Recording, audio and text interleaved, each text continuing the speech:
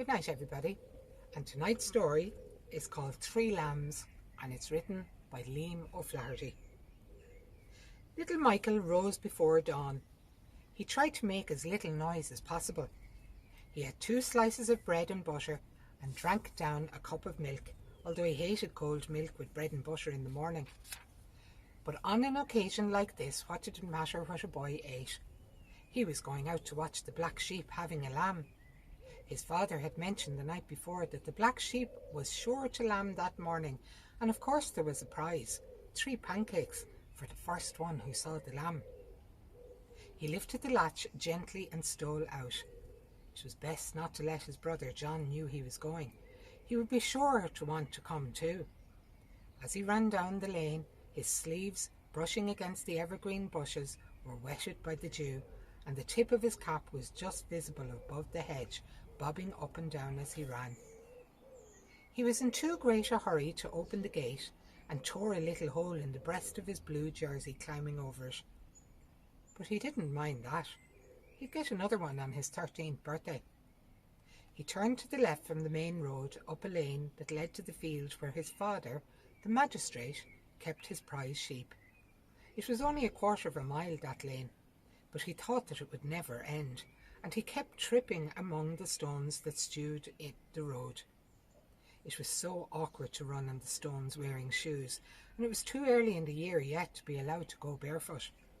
He envied little Jimmy, the son of the farm labourer, who was allowed to go barefoot all year round, even in the depths of winter, and who always had such wonderful cuts on his big toes, the envy of all the little boys in the village school. He climbed over the fence leading into the fields and, clapping his hands together, said, "Oh, ye devil!" a swear word he had learned from little Jimmy, and of which he was very proud. He took off his shoes and stockings and hid them in a hole in the fence.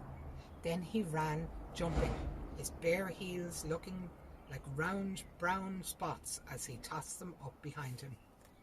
The grass was wet and the ground was hard, but he persuaded himself that it was great fun. Going through a gap into the next field, he saw a rabbit nibbling grass. He halted suddenly, his heart beating loudly. Pity he hadn't a dog. The rabbit stopped eating. He cocked up his ears. He stood on his tail, with his neck craned up and his 4 feet hanging limp. Then he came down again. He thrust his ears forward. Then he lay flat with his ears buried in his back and lay still. With a great yell, little Michael darted forward, imitating a dog barking, and the rabbit scurried away in short, sharp leaps. Only his white tail was visible in the grey light. Little Michael went into the next field, but the sheep were nowhere to be seen. He stood on a hillock and called out, "Chow, chow," 3 times. Then he heard, "Eh," in the next field and ran on. The sheep were in the last 2 fields, 2 oblong little fields running in a hollow between 2 crags, surrounded by high, thick fences, the walls of an old fort. In the nearest of the 2 fields he found 10 of the sheep, standing side by side looking at him, with their 15 lambs in front of them, always also looking at him curiously. He counted them out loud, and then he saw that the black sheep was not there. He panted with excitement. Perhaps she already had a lamb in the next field. He hurried to the gap leading into the next field, walking steadily, avoiding the spots where the grass was high so as to make less noise. It was bad to disturb a sheep that was lambing. He peered through a hole in the fence and could see nothing. Then he crawled to the gap and peered around the corner. The black sheep was just inside, standing with her 4 feet on a little mound. Her belly was swollen out on it till it ended on each side in a sharp point, and her legs appeared to be incapable of supporting her body. She turned her head sharply and listened. Little Michael held his breath, afraid to make a noise. It was of vital importance not to disturb the sheep. Straining back down to lie down, he burst a button on his trousers, and he knew his braces were undone. He said, "Oh, ye devil," again, and decided to ask his mother to let him wear a belt instead of braces, same as little Jimmy wore. Then he crawled further back from the gap and, taking off his braces altogether, made it into a belt. It hurt his hips, but he felt far better and manly. Then he came back again to the gap and looked. The black sheep was still in the same place. She was scratching the earth with her forefeet and was going around in a circle as if she wanted to lie down but was afraid to lie down. Sometimes she ground her teeth and made an awful noise, baring her jaws and turning her head around sideways. Little Michael felt a pain in his heart, in pity for her, and he wondered why the other sheep didn't come to her company. Then he wondered whether his mother had felt the same pain when she had Etna the autumn before. She must have, because the doctor was there. Suddenly the black sheep went on her knees. She stayed a few seconds on her knees, and then she moaned and sank to the ground and stretched herself out with her neck on the little hillock and her hind quarters falling down the little slope. Little Michael forgot about the pain now. His heart thumped with excitement. He forgot to breathe, looking intently. "Ah," he said. The sheep stretched again and struggled to her feet and circled round once, stamping and grinding her teeth. Little Michael moved up to her slowly. She looked at him anxiously, but she was too sick to move away. He broke the bladder and he saw two little feet sticking out. He seized them carefully and pulled. The sheep moaned again and pressed with all her might. The lamb dropped onto the grass. Little Michael sighed with delight and began to rub its body with his fingernails furiously.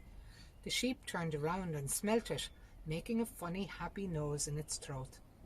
The lamb, its white body covered with yellow slime, began to move, and presently it tried to stand up, but it fell again, and little Michael kept rubbing it, sticking his fingers into its ears and nostrils to clear them. He was so intent on this work that he did not notice the sheep had moved away again, and it was only when the lamb was able to stand up and he wanted to give it a suck that he noticed the sheep was lying again, giving birth to another lamb. "Oh, you devil," gasped little Michael. "6 pancakes." The second lamb was white like the first, but with a black spot on its right ear. Little Michael rubbed it vigorously, pausing now and again to help the first lamb to its feet as it tried to stagger about. The sheep circled around, making low noises in her throat, putting her nostrils to each lamb in turn, stopping nowhere, as giddy as a young schoolgirl, while the hard pellets of earth that stuck to her belly jingled like beads when she moved. Little Michael then took the first lamb and tried to push it to suck, but it refused to take the teat, stupidly sticking its mouth into the wool. Then he put his finger in its mouth and gradually got the teeth in with his other hand. Then he pressed the teeth and the hot milk squirted into the lamb's mouth. The lamb shook its tail, shrugged its body, made a little drive with its head and began to suck. Little Michael was just going to give the second lamb suck when the sheep moaned and moved away again. He said, "Chow, chow, poor chow," and put the lamb to her head, but she turned away moaning and grinding her teeth and stamping. "Oh, you devil," said little Michael, "she's going to have another lamb." The sheep lay down again with her 4 legs stretched out in front of her and, straining her neck backwards, gave birth to a third lamb, a black lamb. Then she rose smartly to her feet, her 2 sides hollow now. She shrugged herself violently, and without noticing the lambs, started to eat grass fiercely, just pausing now and again to say, "Meh, meh." Little Michael, in an ecstasy of delight, rubbed the black lamb until it was able to stand. Then he put all the lambs to suck, the sheep eating around her in a circle without changing her feet, smelling a lamb now and again. "Oh, you devil," little Michael kept saying, thinking he would be quite famous now, and talked about for a whole week. It was not every day that a sheep had 3 lambs. He brought them to a sheltered spot under the fence. He wiped the birth slime from his hands with some grass. He opened his penknife and cut the dirty wool from the sheep's udder, lest the lambs might swallow some and die. Then he gave a final look at them and said, "Chown, chown," tenderly, and turned to go. He was already at the gap when he stopped with a start. He raced back to the lambs and examined each one of them. 3 she-lambs, he gasped. "Oh, ye devil, that never happened before. Maybe father'll give me half a crown." And as he raced homeward, he barked like a dog in his delight. Good night, everybody, and stay safe.